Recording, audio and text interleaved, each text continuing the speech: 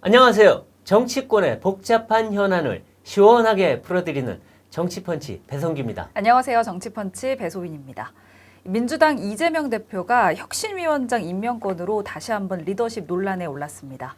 네, 민주당 하루도 바람잘 날이 없는데요. 오늘은 국민의힘 윤희숙 전 의원님 모시고 각종 현안에 대해서 얘기 나눠보겠습니다. 안녕하세요. 안녕하십니까? 안녕하세요. 아유, 오늘 화사하십니다. 네, 감사합니다. 오랜만에 이렇게 나와주셨는데 얼마 전에 국민의힘 전국 당협위원장 워크숍에서 하신 발언이 또 파장을 낳고 있습니다. 국민의힘에게 귀인 엑스맨. 3명 정도를 뽑아주셨는데 어떤 분들을 뽑아주셨죠? 아니 그 귀인이라는 게 제가 이렇게 딱 들으니까 되게 좀 냉소적인데 그런 뜻은 아니었고요. 그러니까 지금 당장 국민의힘한테 고맙기는 한데 고맙기는 한데 이렇게 있으면 안 된다 우리 정치가. 그렇죠. 그 뜻이었어요. 그래서 이분들이 현재 국민의힘의 귀인인데 이분들에 대한 국민들의 환멸을 에너지 삼아서 우리가 이 정치를 극복하고 앞으로 건너가야 된다. 그러면 이분들이 저 국민의힘 귀인이 아니라 우리 나라의 귀인이 되게 만들어드려야 된다.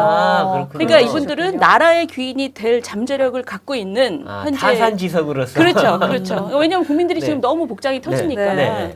그래서 그분 그게 이제 몇 분 계셨죠 우리. 어떤 분인가요? 우리 이제 모르는 분들도 있으니까. 일단 우리 이재명 선생. 아유, 정말 귀인이시죠. 첫 번째 귀인 이재명. 그리고 지금 대표? 맨 죽창가 틈만 나면 상기시키는 우리 조국 선생. 그리고 김남국, 송영길 그리고 최근에 그 우크라 전쟁 관련해서 굉장히 이상한 발언을 하신 우리 이해찬 선생님. 이해찬 선생님도 저는 옛날에 운동하셨다는 분이 그분이 뭐라 그랬냐면 우크라 전쟁에 대해서 우크라는 우리가 뭘 하여튼 얻을 게 없는 나라다 이런 얘기를 했어요. 그러니까 6.25 때 아무것도 얻을 거 없는 거지 나라를 도와준 나라들 덕분에 우리가 살아나는 사람들이잖아요. 근데 우리가 그런 나라의 사람이 그것도 아주 어른이라는 분이 그런 말씀을 하셔서 이게 뭔가 그러니까요. 이거 좀 우리나라의 지도자가 할 말은 아니에요. 이게. 우리가 꼭 얻어먹을 게 있어야지 그 나라하고 하는 건 아니잖아요. 그러니까요. 아주 좀 그러니까 본인들의 젊은 날을 굉장히 부정하는 사람들이에요. 그렇죠. 그러니까 뭔가 가치나 인권을 얘기해서 운동했다고 얘기하는데 지금 말씀하시는 걸 보면 얻어먹을 게 있어서 운동하신 건지. 그러니까 지금 말씀하시는 걸 보면 본인들의 세월을 부정하고 계시는 거예요. 그렇죠.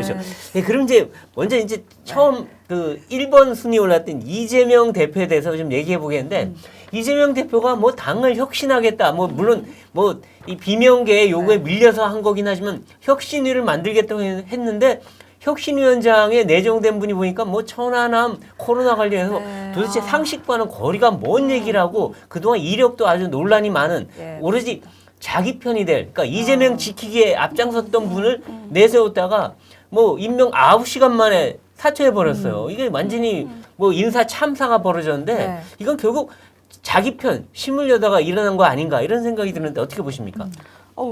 동의하고요.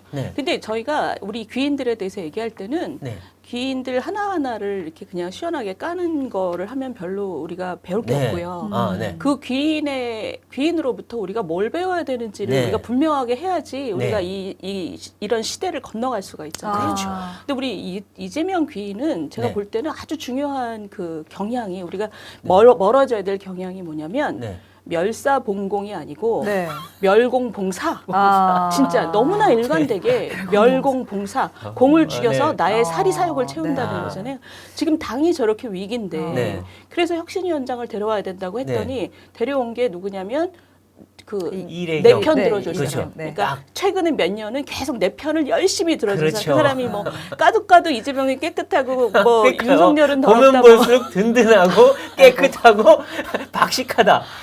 이게 참. 근데 천안함 자폭설 이런 거는 SNS에 이름만 치면 나오잖아요. 그러니까요. 그러니까 우리 멸사봉공이 아니라 멸공봉사 이재명 귀인은 그런 문제는 사소하고 일단 내 편 들어줄 사람. 그렇죠. 그러니까 정말 당이고 뭐고 지금 없는 거죠. 네. 오로지 자기 안위. 그러니까 우리가 정치인한테 멸사봉공이 아니라 네. 멸공봉사하는 사람은 이제는 좀 버려야 돼요. 그런 시대는 네. 건너가야죠. 근데 네. 우리 이재명 귀인이 지금 한동안 그런 예.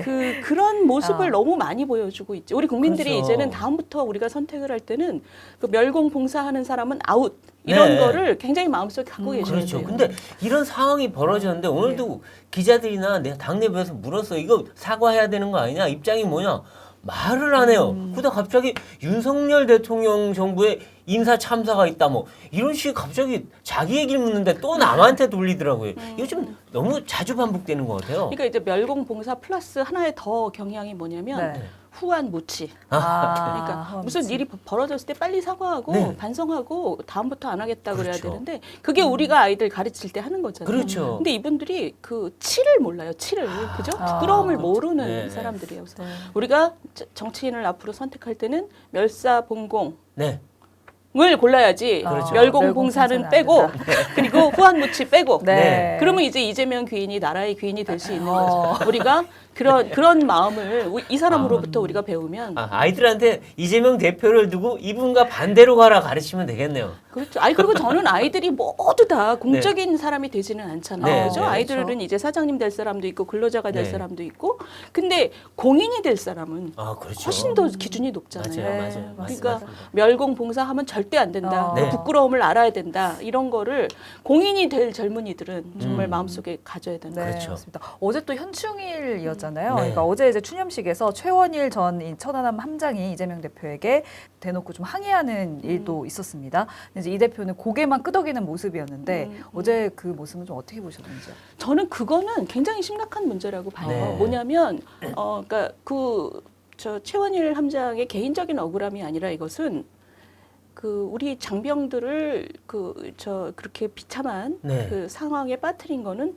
북한이잖아요. 그렇죠. 네. 최원일 함장이 지금 그거 물어본 그렇죠. 거잖아요. 다시. 맞아요. 누가 왜냐하면 한 건데. 그 당 대변인이라는 사람이 최 함장이 부하를 죽였다는 식으로 그러니까요. 얘기를 해서 그래서 저는 거기서 굉장히 중요한 이 사람들의 경향이 뭐냐면 굉장히 시대착오적인 이념적인 그 세상에서 그렇죠. 너무 오래 살았기 때문에 네. 세상을 되게 왜곡되게 바라봐요. 아. 그래서 이분들 얘기하는 거 보세요. 보면 북한에 대해서는 절대 나쁜 얘기를 안 해요. 안 해요. 북한을 규탄을 안 해요. 네, 맞아요. 그러니까 천안함처럼 우리 장병들이 그렇게 아까운 목숨이 네. 갔는데도 지금 북한이 소행 맞죠 그러는데도 얘기를 못 하잖아요. 안 하죠. 네. 규탄을 안 해요. 맞아요. 이게 무슨 예전에 무슨 우리 저 일본에서 크리스찬들 뭐 여기 저 뭐 십자가 밟아라 이런 거 네. 하는 것처럼 그러니까 이게 뭐냐면 하도 그런 사람들 속에서 자기들이 살고 있기 때문에 바른 말을 하면 뭔가 자기들 서클 안에서 아. 뭔가 좀 따돌이가 된다? 네. 뭔가 외톨이가 될 것처럼 그런 생각을 하는 게 아닌가? 아니 그렇지 않으면 그 설명이 안 돼요.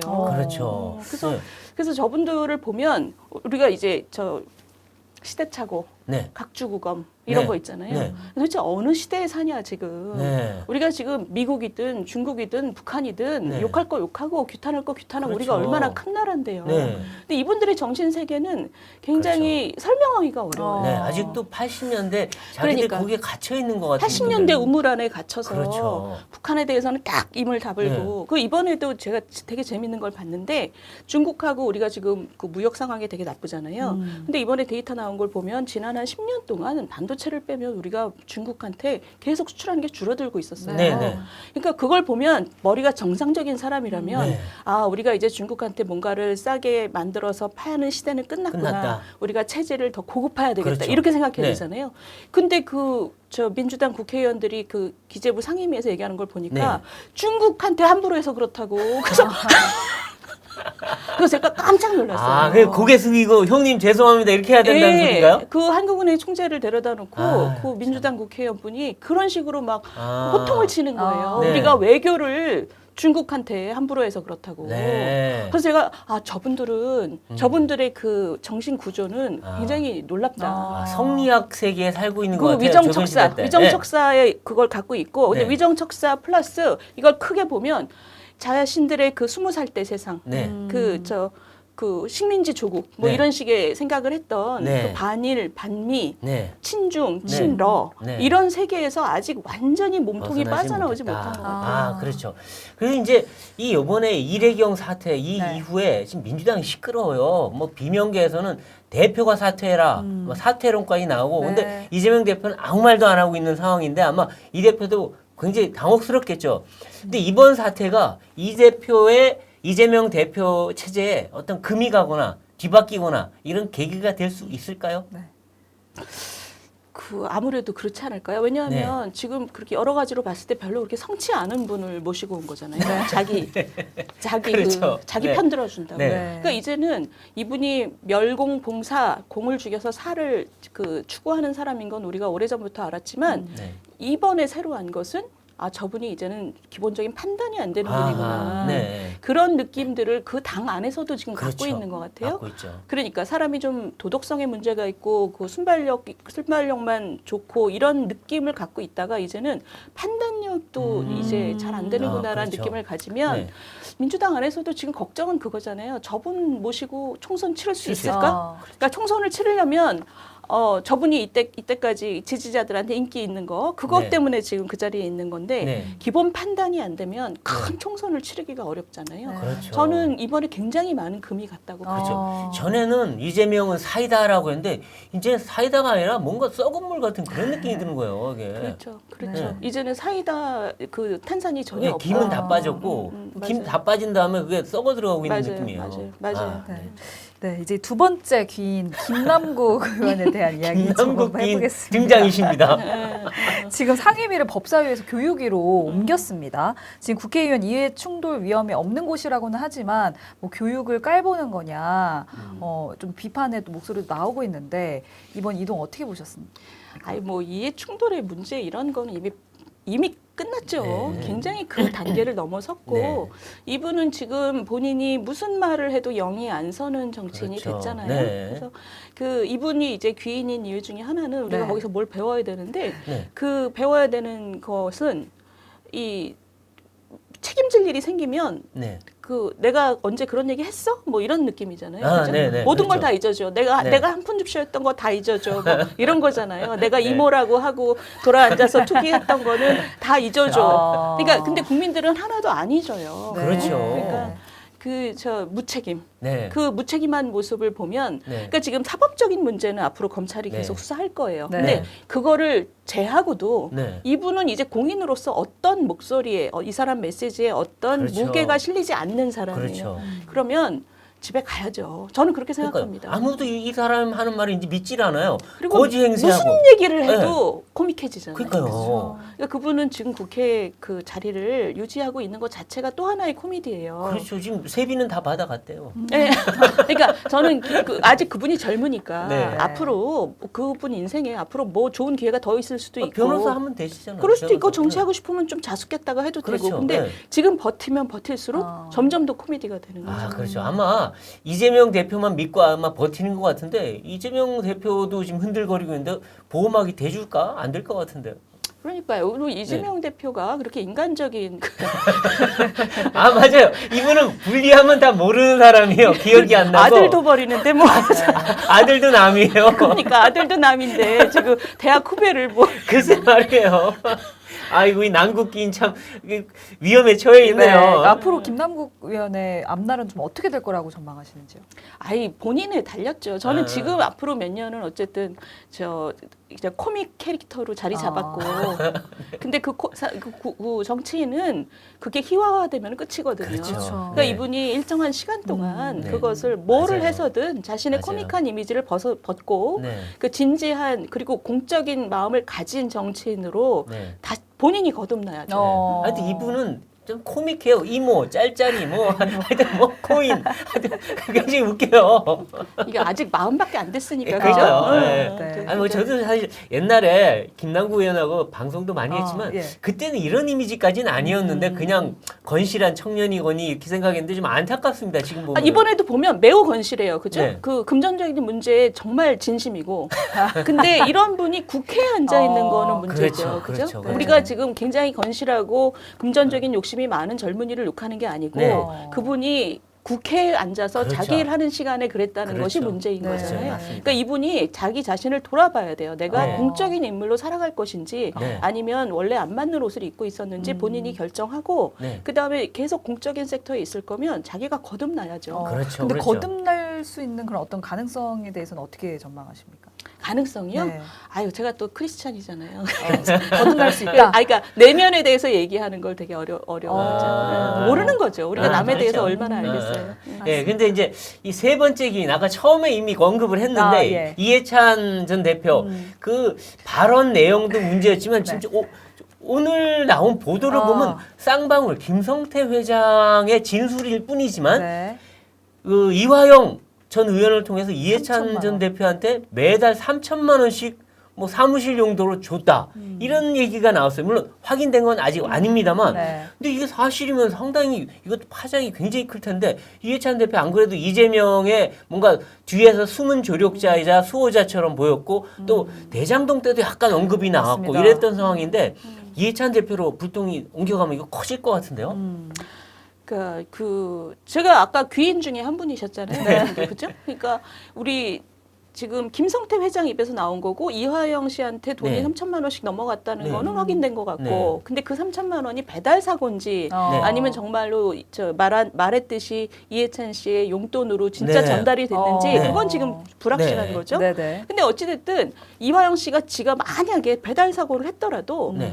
이해찬 선생의 용돈조로 3천만 원을 갖다 주겠다라는 얘기가 먹혔다는 얘기잖아요. 그렇죠. 그 얘기는 사실 그 이해찬 선생이 그 주변 서클에서 가지고 있는 어떤 캐릭터가 네. 그런 돈하고 관련된 문제에서 이름이 여러 번 나왔다 들어갔다 그렇죠. 나왔다 맞아요. 들어갔다 하잖아요.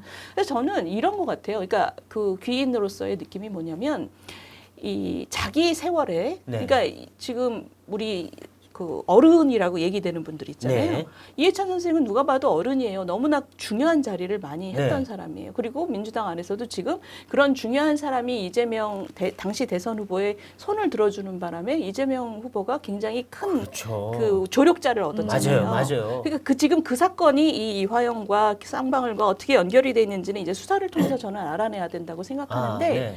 문제는 우리가 어른이라고 생각할 때 예를 들면 우리 이재호 저 고문이시라든가 아니면 유인태 전 사무총장 같은 분들은 방송에 굉장히 많이 나오는데 네. 그리고 저는 그분들 하는 얘기에 한 반 정도는 동의를 못 해요. 네. 참 옛날 분이다 이런 네. 느낌이 드는데 그럼에도 불구하고 어른이다라는 느낌이 드는 거는 이분들은 그 돈 욕심, 자리 욕심을 안 부리세요. 네, 네. 그러니까 어른이라는 느낌이 드는 게 그런 네. 거야. 나는 나의 시간을 살았고 네. 이제 너희들의 시간을 위해서 내가 꼰대로서 잔소리는 하지만 아. 내가 네. 욕심은 없다 이런 네. 느낌을 갖고 계시거든요. 네. 근데 이해찬 선생은 이런 어른들의 그러니까 우리가 정말 어른이라고 존경하고 대접해드려야 될 그런 이미지하고는 굉장히 차이가 나요. 그러니까 네. 자신이 예전에 살았던 그 시간을 네.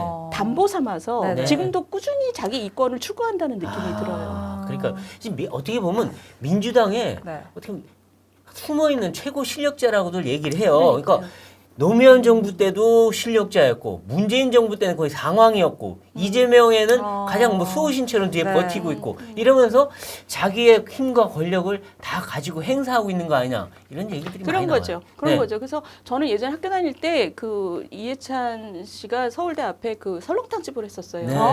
거기서 제가 자주 먹었는데 지금 되게 후회돼요. 맛은 있었나 보죠. 사모님이 했을 테니까.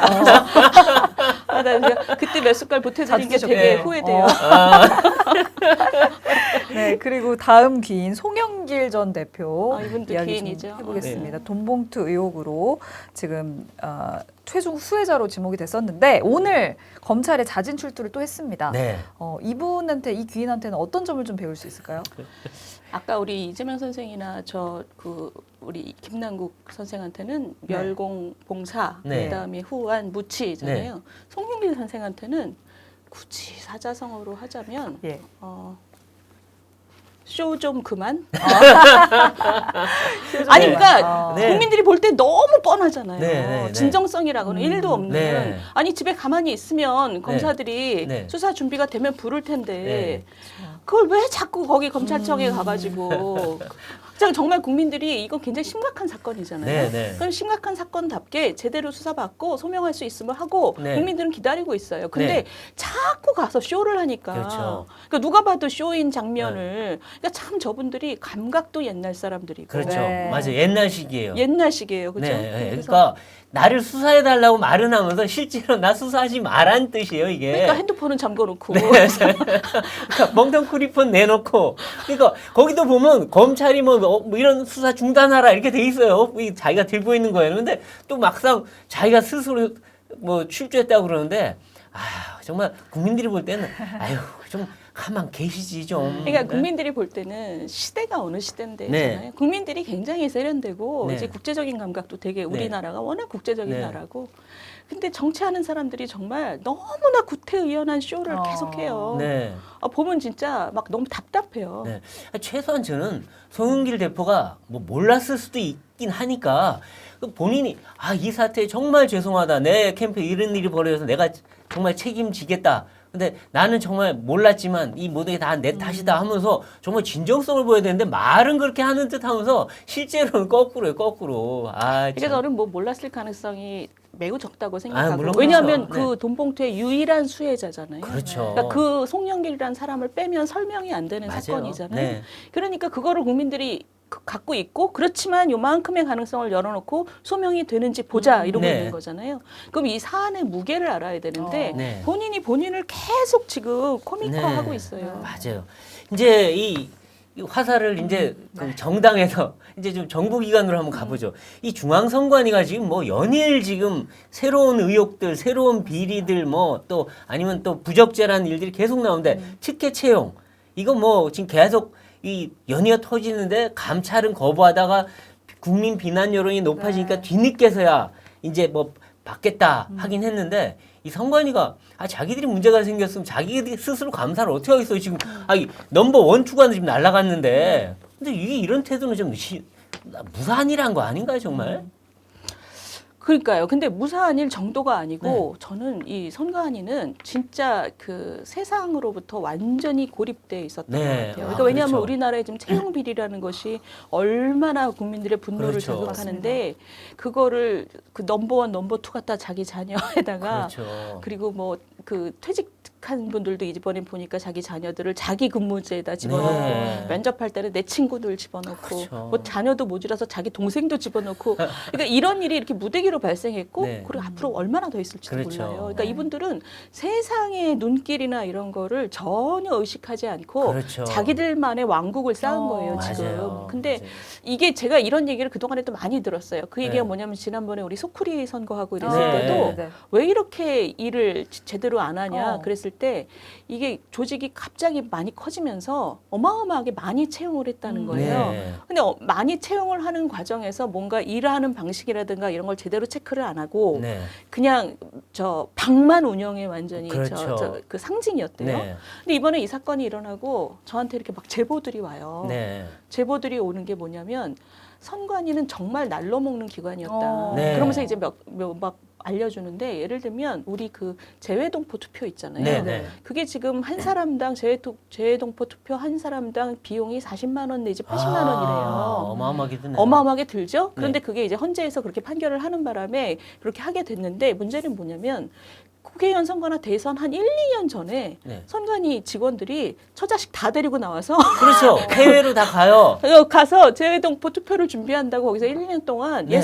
예산으로 네. 잘 놀고 들어간다는 거예요. 네. 하는 일이 없죠, 당연히. 그렇죠. 네. 정말 재외동포들의 투표율이 너무 낮아서 저걸 계속 해야 되냐 말아야 되냐 그러는데 선관위 직원들은 처자식 다 데리고 나와서 거기서 1, 2년씩 놀다 들어가고 그러니까 다른 사람들이 볼 때는 저 기관은 도대체 뭐야 이렇게 되는 네, 거죠. 네. 그래서 저는 이게 지금 너무나 국민들의 어떤 의식 수준이나 이런 거하고 별도로 전혀 견제를 느끼지 않고 이렇게 성을 그렇죠. 쌓았잖아요.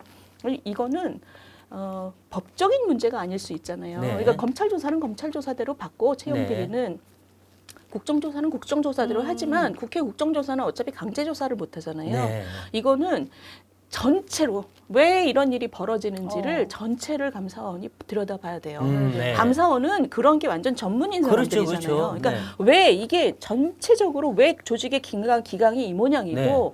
왜 외부의 견제를 전혀 느끼지 않고 자기들만의 왕국이 어떻게 그동안 이렇게 유지돼 왔고 네. 그동안 그 예산을 이렇게 날로 먹는 기관이 된 그 과정과 구조를 완전히 까야죠. 네, 그렇죠. 맞습니다. 저는 이거는 그래서 아까 뭐 법리 논쟁하는데 법리 논쟁이 아무 의미가 없어요. 이거는 국민들이 더 이상 이거를 두고 볼 수가 없는 지경이기 네, 때문에 네. 자기들이 이제 받아들일 수밖에 없는 네. 거죠. 그러니까 이제 국민의힘에서는 중앙선관위원 9명이 총사퇴해야 된다, 뭐 이런 요구를 하고 있고 지금 여론도 굉장히 좋지 않은 상황인데 지금 노태학 위원장도 그렇고 누구도 좀 책임지려는 모양새를 보이지 않고 있거든요. 어떻게 좀 그러니까 저는 해야 뭐 된다고 그 노태학 위원장은 당연히 뭐 책임져야 되고 네. 근데 네. 이제 나머지 9명에 대해서는 국민의힘이 그렇게 그 급하게 얘기 안 해도 될 것 같아요. 그럴 네. 필요가 뭐가 있나? 왜냐하면 지금 국민들이 굉장히 눈을 부라리고 네. 지키고 있어요. 네, 이게 왜 이런 지경까지 왔는지를 그 감사원이 제대로 까발려 주기를 기다리고 있어요. 그러면 해법은 그 다음에 나오겠죠. 네. 그죠? 네. 단지 저 선관위 위원들 9명 옷 벗게 하는 것보다 네. 훨씬 큰 해법이 필요할 수도 있어요. 아, 그렇죠. 그죠? 그렇죠. 이 네. 조직을 완전히 뭐 저 자른다거나 뭐 구조적으로 바꿔야죠, 그럼요, 사실은. 그럼요. 네. 그리고 정말 독립된 기관으로 있어야 돼. 이런 질문들도 지금 있어요. 네. 왜냐하면 이 견제로부터 완전히 자기들만의 성을 쌓았기 때문에. 네. 그래서 저는 이거를 일단 그 까발리는 과정이 먼저 와야 된다고 생각합니다. 그게 하고 그 다음에 그 국민들도 이걸 같이 공유를 한 다음에 해법에 대해서 우리가 동의할 수 있는 해법을 내야지. 국민의힘이 지금 선거 임박했는데 이거를 너무 본인들이 이거를 너네가 우리한테 너무 불리하게 했잖아 이런 얘기 지금 할 필요가 없어요. 아, 네, 그렇죠. 국민들 입장에서는 어느 당이 유리하고 불리하고 이런 게 중요한 네. 게 아니야. 이렇게 불투명하고 네. 이렇게 날로 먹는 기관을 네. 들여다 봐야 되는 게 중요한 그렇죠. 거죠. 지금 연일 새로운 기사가 나와서 저희도 뭐 정신이 어리둥절할 없어요. 지경인데 네. 파도 아니 나오네. 이 선거 때 하라고 있는 게 선거인데 선거 때 다 휴직하고 예. 그거를 아빠 찬스로 메우고 그다음에 뭐 돈이란 돈은 영수증도 없이 막 쓰고 뭐 이게 뭐 해외 파견은 400 몇십억이고 네. 그러니까 이게 지금 뭐지? 아니, 우리가 몰랐던 신의 직장이 여기 또 있었네. 그러니까요. 예. 그러니까요. 그래서 지금 이거는 저는 일단 저 완전히 까발리는 과정이 먼저 따르고 그 다음에 그 해법을 정말 무거운 해법을 찾아봐야 된다고 생각합니다. 네. 근데 그럼에도 불구하고 그런 사건 이전에도 저 도의적인 책임을 지금 저는 위원장은 져야 된다고 그렇죠. 생각해요. 지금껏 나온 사실, 것만 봐도. 근데 전에 노정희 위원장도요. 그 속구이 선거 나왔을 때 안 책임 안 지고 버티다 나중에 결국 밀려서 그냥 쫓겨났잖아요. 그러니까 그분이 대법관 하셨던 분이잖아요. 그러니까요. 근데도 그분이 그날 뭐라 그랬냐면 그 대선 날 나 비상임이라서 집에 있었다고 그랬어요. 그러니까요. 출근 안 했다고 그랬어요. 그러니까 저분이 무슨 공적인 그 부문에서 평생 있었던 분이 그러니까요. 정말 어처구니가 없더라고요. 예. 그러니까 대선이면 가장 중요한 선거인데 그날 자기가 안 나왔다는 게 말이 됩니까 그게? 그러면서 비상임이라서 집에 있었다. 그래서 국민들을 기가 차게 만드는 예. 발언들이에요. 그러니까요. 정말 참. 그러니까 우리 참- 사회가 정말 공하고 사를 네. 지금 구분을 하고 공은 굉장히 무거운 거다라는 그렇죠. 거를 네. 그 좀 우리 국민들도 알고 계셔야지 다음부터 이런 일들을 공무원들이 마음대로 못하고 이렇게 날로 먹는 기관이 그렇죠. 유지가 되면 안 되죠. 그렇죠. 네, 그렇죠. 맞습니다. 맞습니다. 이제 민주당 그다음에 선관위 이야기 해봤는데 국민의힘 이야기도 좀 해보겠습니다.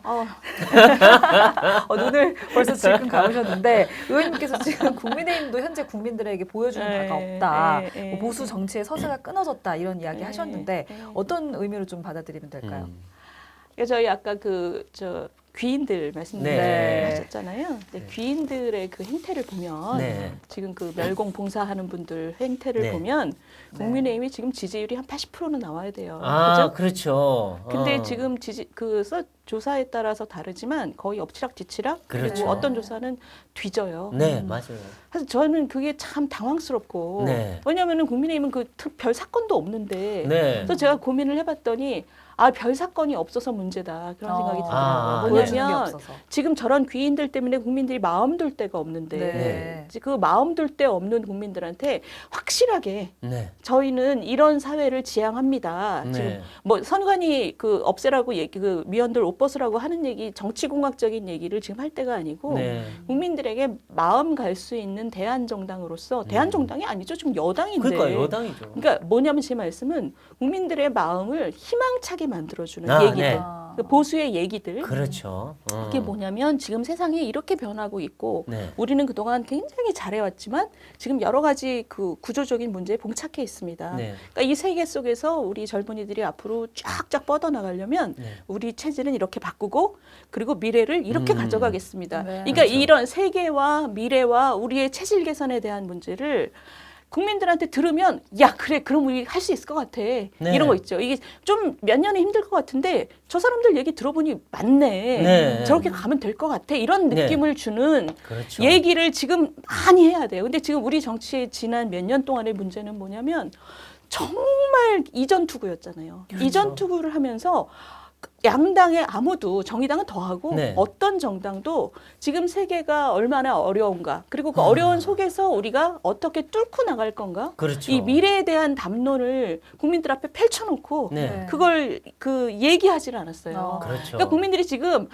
너무 익숙해져서 네. 정치는 이게 뭐 저 원래 저렇게 싸우는 거라고 그러니까 생각하지만 기대를 안 해요 이제. 근데 그걸 잊어버리신 것 같아요. 네. 근데 정치는 원래 그런 게 아니잖아요. 그렇죠. 지금 노무현 대통령 돌아가신 다음부터 지금 한 십몇 년을 계속 나빠져 왔어요. 네. 서로 계속 욕하고 그렇죠. 그러니까 점점 더 이게 저렴해지고 네. 이게 뭐 보세요. 뭔가 선동적인 얘기 네. 그리고 혐오의 얘기 네.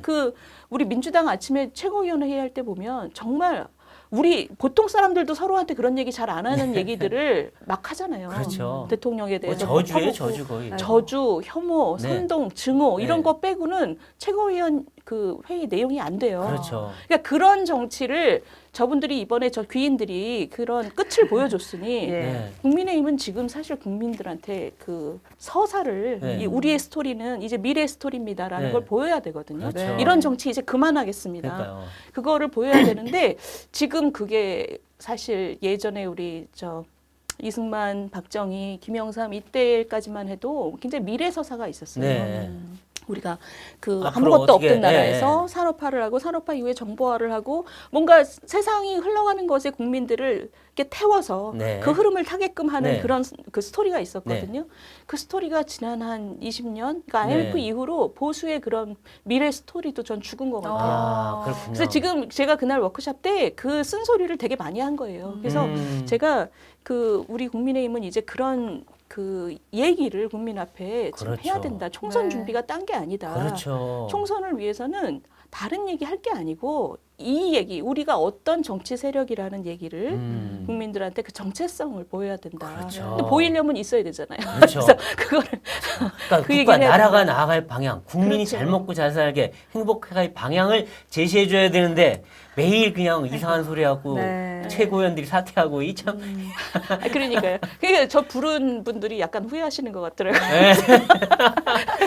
근데 어쨌든 지금 이제 뭐 최고위원 2명이 결국은 뭐 이렇게 네. 거리가 돼 버렸고 예. 그래서 이제 새로 한 명을 뽑는다고 하는데 뭐 누군지도 국민들은 잘 몰라요. 뭐 큰 기대도 안 하고 있지만 네. 그래도 어쨌든 새로 최고위를 다시 이제 정상화해서 나가겠다는 건데 좀 희망이 있습니까? 어떻습니까? 저는 책임당원이잖아요. 네. 근데 저도 관심이 없어요. 아니 왜냐하면 지금 그러니까 민주당이 이렇게 막 혐오의 발언을 최고위원회에서 쏟아내는 것보다는 훨씬 낫지만, 네. 근데 또 지금 최고위원회의는 지도부라고는 하지만 그렇게 별로 존재감이 잘 안 보여요. 그렇죠. 그래서 지금 올해도 한 관심이 명을 없어요. 충원한다고 하는데 네. 그 한 명 충원을 위한 그 풀도 우리가 잘 모르는 분들이고, 네, 대부분 그래서 모르죠. 그러니까 저분들이 들어오면 뭐가 바뀔 거다라는 희망을 아무도 못 느끼기 때문에 네. 지금 현재로서는 별로 이렇게 책임당원들도 별 큰 관심은 없는 관심이 것 없다. 같아요. 그럼 뭐 앞으로도 큰 변화는 없다. 이렇게 볼 수도 있는데 근데 어쨌든 지금 윤석열 대통령은 지지율이 조금씩 올라가고 있어요. 그리고 아마 외교 성과도 있고 아무래도 뭐 대일 외교, 대미 외교 다 네. 성공적이었고 지금 뭐 오늘은 보면 그 유엔 안보리 비상임 이사국까지 우리가 또 최다 득표를 해서 들어갔고 이런 걸 네. 보면 우리 전반적인 국격은 조금씩 올라가고 있는 것 같은데 물론 이제 경제가 관건이긴 하지만 근데 경제도 뭐 또 윤석열 대통령이 어떻게든 뭐 새로운 산업 발굴해서 하겠다고 하고 있으니까 네. 이런 상황에서 왜 당은 뒷받침을 못할까? 이런 아쉬움들이 좀 있어요. 맞습니다. 근데 저는 그게 아까 그 우리 보수 세력의 어떤 정체성, 네. 그 스토리하고 연관이 되는데 지금 윤석열 대통령이 외교를 잘하신 것도 있지만 그 외교가 가능한 거는 지난 세월 동안 한국의 국격이 높아졌기 때문이죠. 네. 그러니까 네. 우리 국격이 지금 반영된 거예요. 그렇죠. 네. 근데 사실 그 반영되는 과정이 그럼 왜 이 정부에서 이렇게 활발하게 일어나냐 그러면 지난 정부 때는 사실 많은 선진국들이 우리에 대해서 약간 의혹의 눈초리를 보낸 거죠. 그러니까 이쪽 자유민주주의적인 질서를 공감하는 거 맞아 너네 그렇죠. 이런 느낌이 약간 있었잖아요. 문재인 정부나 이쪽을 보면 그러니까 도대체 약간 저 사람들 뭐지? 그쵸, 뭔가 북중러 쪽으로 예, 이렇게 예. 움직이고 있다라는 네. 느낌을 많이 줬잖아요. 그래서 우리 지금 윤석열 정부는 뭐 거의 뭐 동맹 is back이라는 거를 네. 우리가 스스로 얘기하고 있고 네.